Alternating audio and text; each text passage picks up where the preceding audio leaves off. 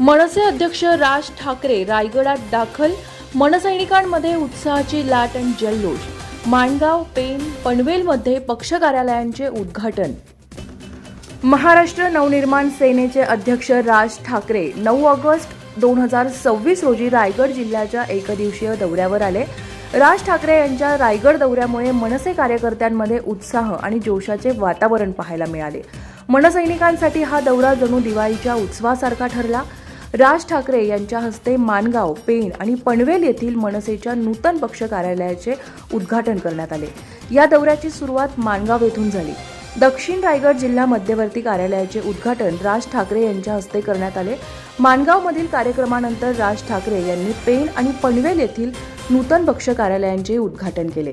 रायगड जिल्ह्यात मनसेची संघटनात्मक ताकद वाढविणे आणि आगामी निवडणुकींच्या पार्श्वभूमीवर पक्षाची बांधणी अधिक मजबूत करणे हा या दौऱ्यामागील प्रमुख उद्देश आहे.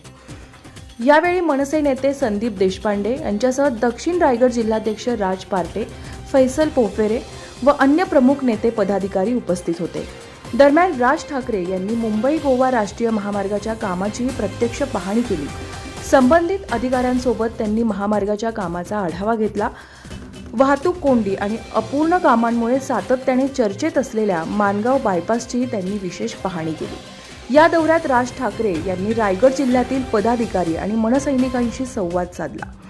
आगामी काळातील पक्षाची रणनीती आणि संघटनात्मक कामकाजाबाबत त्यांनी पदाधिकाऱ्यांना मार्गदर्शन केले. यावेळी राज ठाकरे यांनी पत्रकार परिषद घेऊन विविध मुद्द्यांवर मनसेची भूमिका स्पष्ट केली, तसेच पत्रकारांच्या प्रश्नांना उत्तरे दिली.